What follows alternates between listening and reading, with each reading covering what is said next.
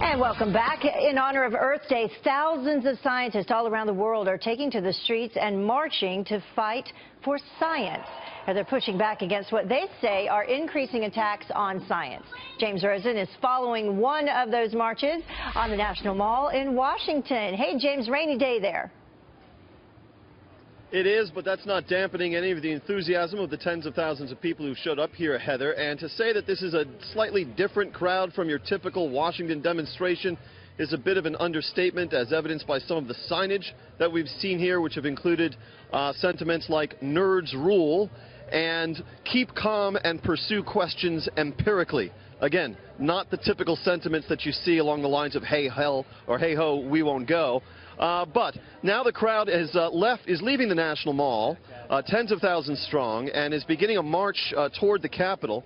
The stated aims of this entire rally, and there are 500 of these in different cities around the world, from New York and Chicago to London and Geneva, as far away as Sydney and Melbourne, Australia. The stated aim is to promote a greater respect for science throughout Western society.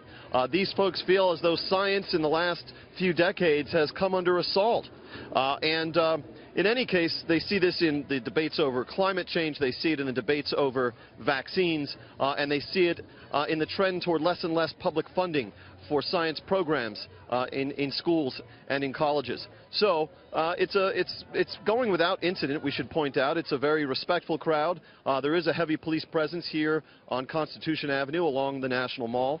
And we have seen some very clever signs, by the way. One mentioned Bill Nye, the science guy, who was one of our speakers here today, and it said, without science, Bill Nye is just another guy. Science must shape policy. Science is universal. Science brings out the best in us. With an informed, optimistic view of the future, together, we can, dare I say it, save the world!